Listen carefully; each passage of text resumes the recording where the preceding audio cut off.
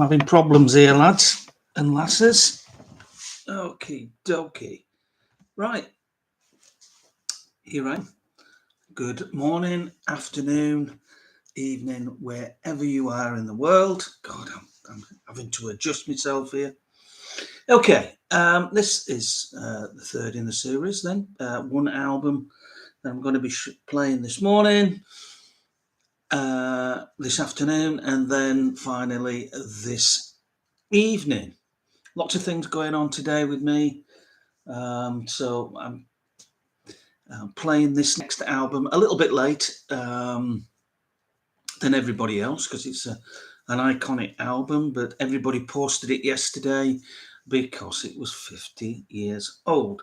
So I thought I'd wait and give it another go this morning.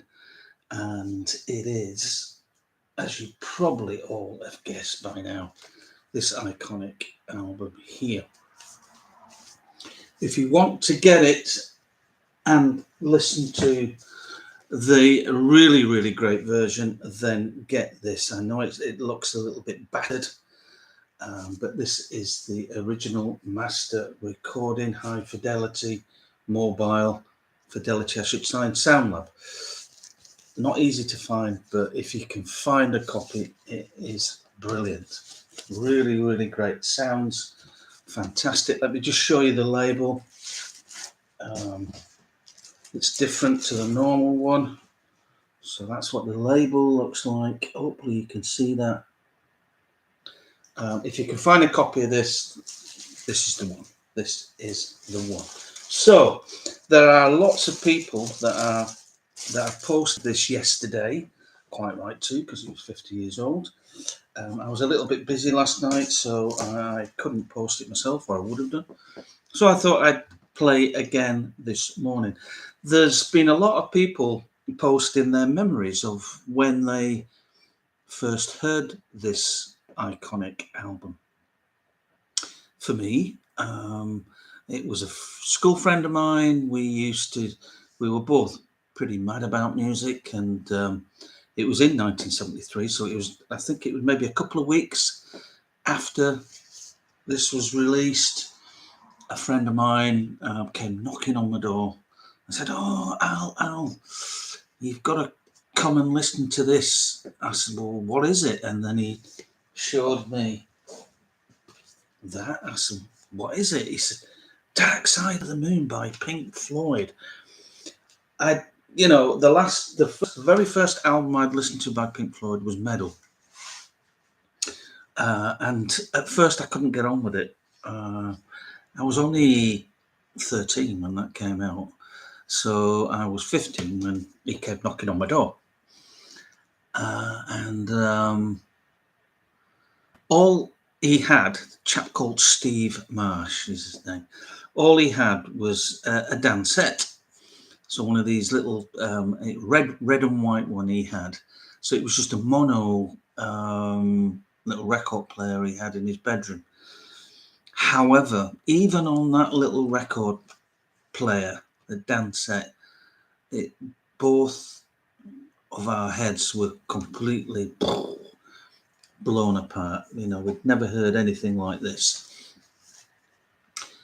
I can't really tell you anything more about the album that hundreds, if not thousands, of people have not already commented on. There's been documentaries, films, books even written about the album. So I can't really add to anything else that's been said. All I can tell you is the first time that I heard it with Steve Marsh, it was a revelation to us, even on mono.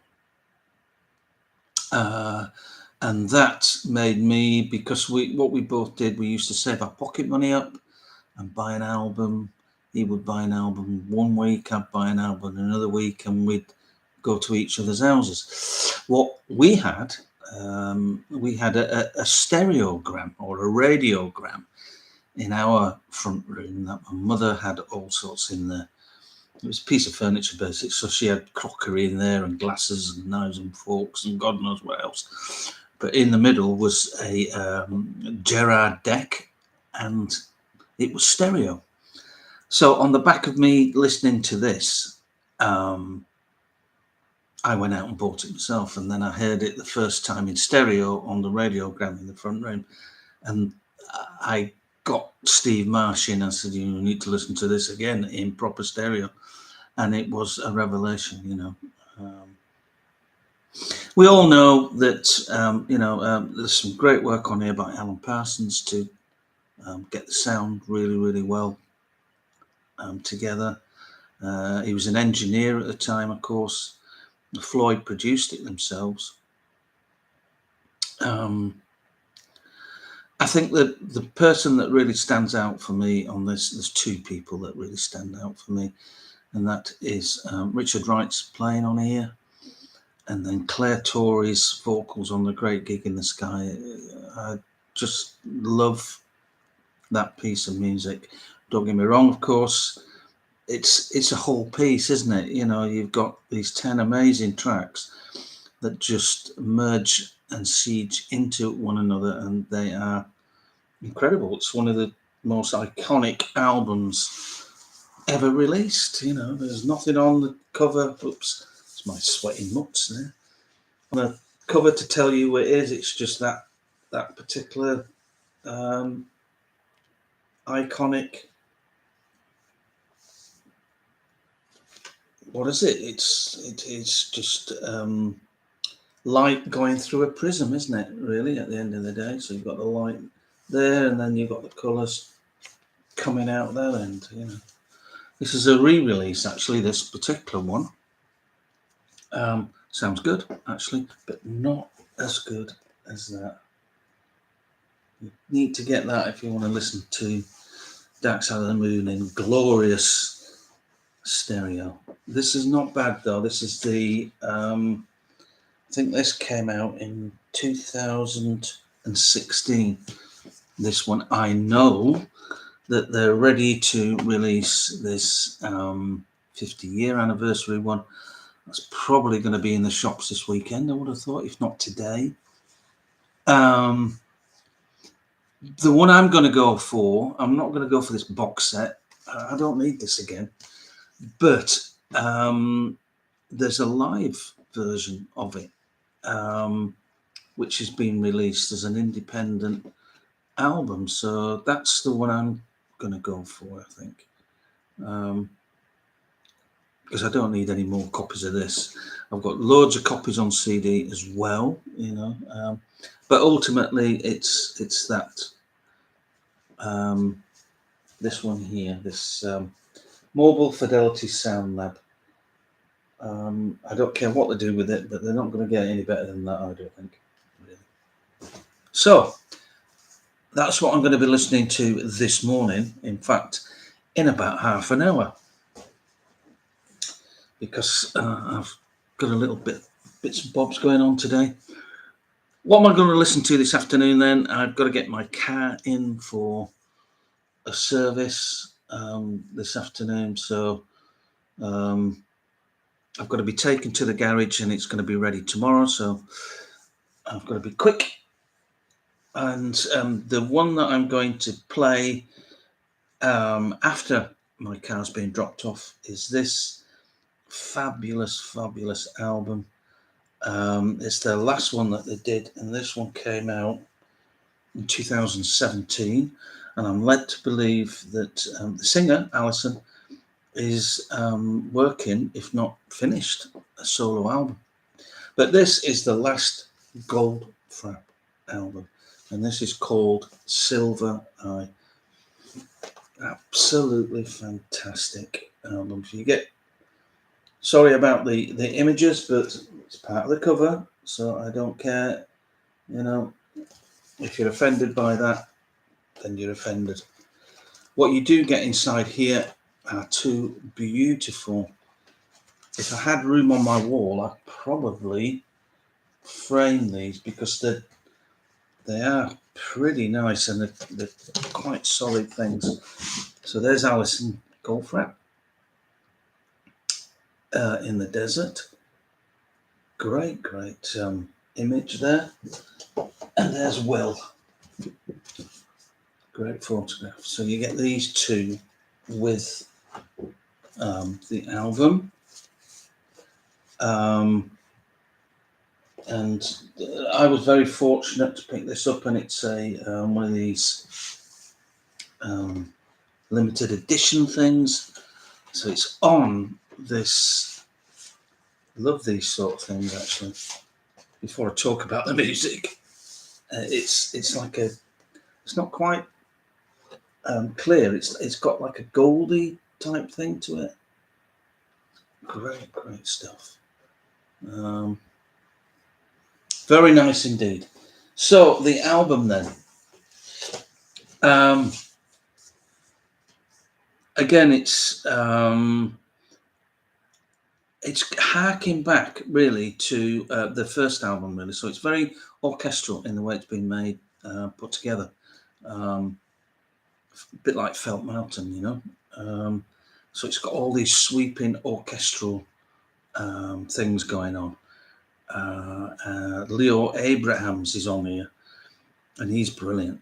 Really is a great programmer, keyboard player, and yeah, he's great. Really good stuff. And then you know, they've kept Charlie Jones, who's been with them near enough all the way through the career on bass guitar. Great player. Great player. But you know, again, it's all about the two of them. So it's all about Alison and Will. Will plays, and Alison, they're just playing near enough everything, apart from a few things, as I said, by Leo Abrahams, who does a bit of programming on some of the keyboards, along with David Wrench. And then the drumming's done by a chap called Nick Batt. Don't know him at all. And then, of course, as I said, it's Charlie Jones on bass. But everything else is just, it's just them two, really, at the end of the day. Beautiful album. There's not a weak track on here. There's a great dancey track called Systematic, or Systemagic, I should say. Great track, that one. Becoming the One, fabulous things. And then on the second side, I really like Beast That Never Was. Great. Everything Is Never Enough.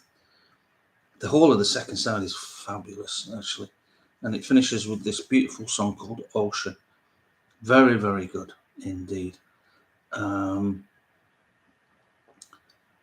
I'm guessing that because Alison is making this new solo album, that I hope that they've not decided to bin it, you know, because they are such an iconic duo. This is a fab album. Just hope they haven't ended their career, because I'd be quite sad actually if they have.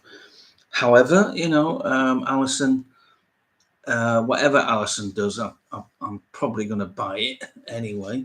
So I'll be interested to see what she comes up with. Yeah, I mean, she's a fabulous voice. Such a vocal range is just fabulous stuff, you know. And I do like the way that each Goldfrapp album, you don't really know what you're going to get with each album, you know, and they're very experimental. Will Malone is just a fabulous musician. He loves to tinker with anything, really. So I think there was what was it he said on here? Will Gregory, sorry, not Will Malone, Will Gregory.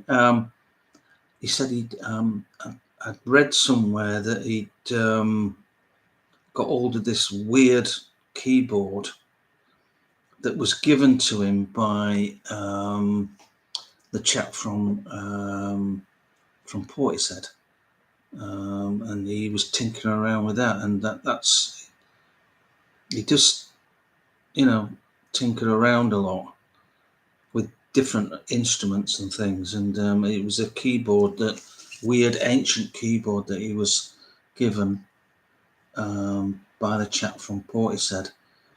I can't remember his name at the moment. I don't know if it's got it on here. No, probably not. But yeah, this is it's one of their best, actually. It's one of their best, and they're one of these bands that, have they made a bad album? No, they haven't. This is a great album. So it's been a while. So this is 2017. So, you know, it's about time that something was delivered for us, for our entertainment, and it seems that Alison is bringing out a solo album. So anyway, this is Silver Eye, and I highly recommend it. It's dancey, it's poppy, it's avant-garde in places. It's funky.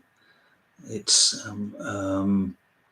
very classical in places as well. So you've got all these different things going on one album. Very diverse, but it's all about Alison's voice. She never fails to deliver. Fabulous voice. So, Afternoon then is Silver Eye by Golf. The final one then this evening, before I go live with the Brigadier, with Matt Perry this evening, discussing 1976. Excuse me, 1976. I'm going to be playing this Monster live album. It's a triple live album, and my goodness, I think it is the whole show, actually, which is very unusual. And this is a fabulous thing. I'll show you the back of the cover first, because then you will see what it is. And it's Peter Gabriel, the Growing Up live concert. This is the whole of the concert. This is, oh God, it's a triple album from that particular tour. And it is great. It is great. There he is inside his, it's like a bubble. He came on stage in like a bubble thing. And in fact, you can see that down there. There he is inside. Look at that photograph of Tony Levin. What an iconic photograph that is. That is brilliant. Love that. And then you've got the track listings and everything else. This was recorded over 2 nights, so it's not one night, in May 2003, so it's nearly 20 years old, this. And this was recorded in Milan, in Italy.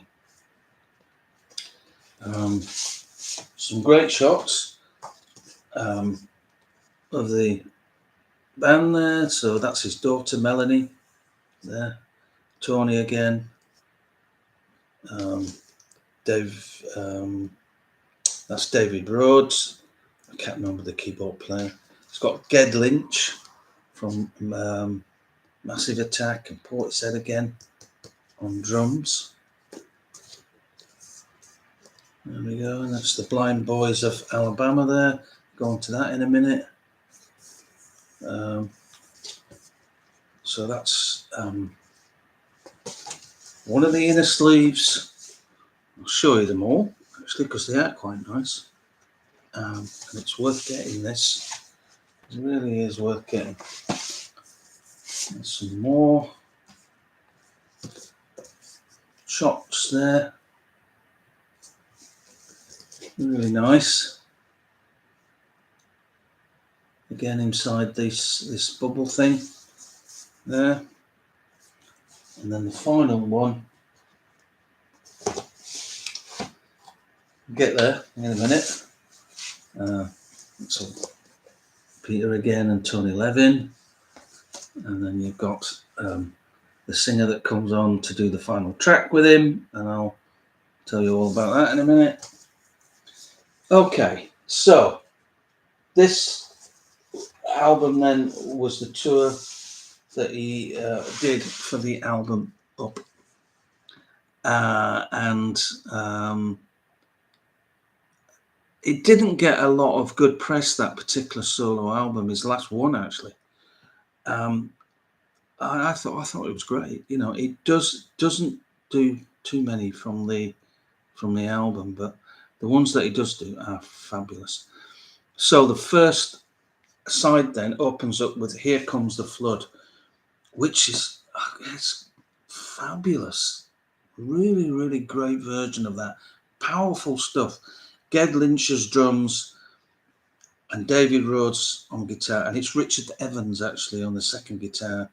He's on mandolin, whistles, and all sorts. Rachel Zed is keyboards, and as I said, on backing vocals, he's got his daughter Melanie. So "Here Comes the Flood" starts the thing off. Brilliant, really, really great stuff. "Darkness," that's a track from Up. That one, very, very good.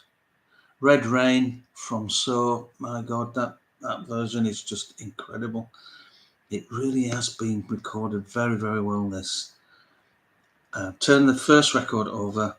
You've got "Secret World," which is from Us, the album Us. What a version! It is fabulous. Then you've got a beautiful, beautiful track called "Sky Blue." Now that's with the Blind Boys of Alabama.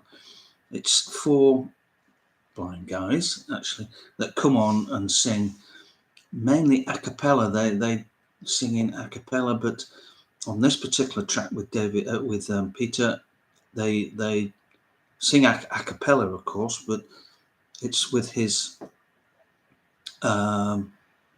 vocals, and then obviously the band. It's a beautiful, beautiful track. And then you've got a track called "Downside Up."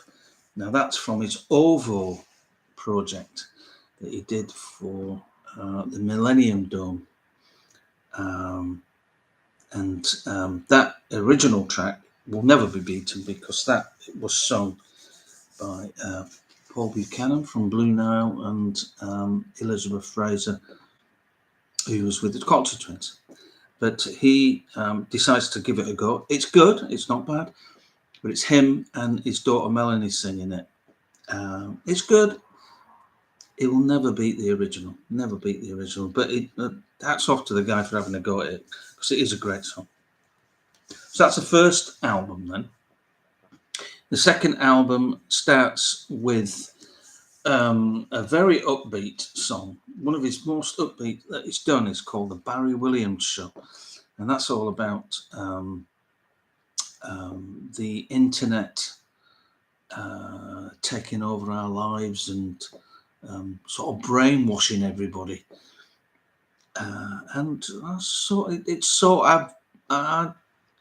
I agree with the sentiment of the song. I think it has to a lot of ways.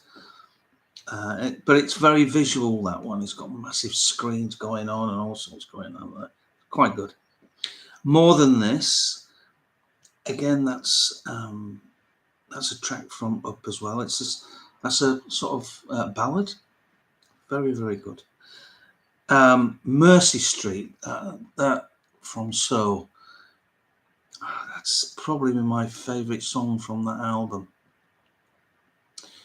It's great. It's a good version, but on the original, Peter samples all these African percussion samples and things on there, where it's not on this live version. It's good though. It's very, very nice. Then he finishes the side with "Digging in the Dirt," which is from Us. That's from. I think it's a great song. It again, people didn't like that album neither. Don't know why. The side D then is Growing Up, which again is from Up. Not one of his best, but it's okay. It's very upbeat, gets the crowd going. And then he launches into this thing called Animal Nation. It's never been recorded properly on an album, that particular track. So this is the only place on here that you can get it. It is brilliant. It is a fantastic song. I don't know why he's not gone into the studio and recorded his own version, a studio version of that. Great song. Great song. Finishes the side off with Salisbury Hill. I mean, he cannot do a live show without playing that song, can he, really? Side E then. So we're on to the last album now. He does certainly a very extended version of Sledgehammer. Great stuff. Fantastic. However, the highlight for me on here is a track from the Up album, and it's called Signal to Noise. And what Peter does is sample Nusrat Fateh Ali Khan's voice. One of the last things he ever did before he passed away in 1997.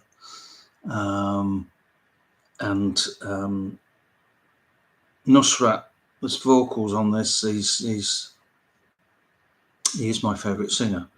And he's amazing on this particular song. So it's more of a tribute to Nusrat than anything else on there. It's a long track. There's only 2 tracks on that particular side. Great stuff. Then, of course, he always finishes his shows with it, and it's In Your Eyes. And it features a girl called Sevara, excuse my pronunciation, Sevara Nazarkhan, I think she is Nazarkhan. Yeah. She's great on it. Great. And then he finishes with Father, Son, which all about his dad, because he's an only child. And I don't have to go into the ins and outs of that. I think the title says it all, really. It's great. This is such a well recorded live album. I have got the DVD of this. This sounds great. It just literally explodes out the speakers. I don't think it's been, for those people that want to try and find it on CD, I don't think it has been released on CD. I think it's just vinyl, actually, and the actual Blu-ray, DVD concert, whatever it is. This is amazing. You're looking at nearly, let's work it out now. It must be nearly, it's over an hour and a half long. It's over 90 minutes long, this. So you're getting the full sort of concert thing. And that's what I like about this. It's great. The band are on fire. The crowd are so upbeat, and you can hear the band playing off the crowd along with Peter as well, which makes the performance even better, really. Those people that know me, I'm not a great lover of live albums. I like to watch a concert, but this is one of the few that if I don't fancy watching the thing and putting it on and letting the surround sound go around my room, which I'm very fortunate to have, then this is one of them that I do put on, and I will be playing it early this evening. So that's it for today then. God, I've gone on too long. So have a great day, everybody. It's a bit foggy here in sunny Hitzhausen in Germany. So I hope that you all have a smashing day. And I will see you tomorrow for part 4 of this ongoing series of me playing an album in the morning, the afternoon, and the evening. Okay. Have a fantastic day, everybody, and see you tomorrow.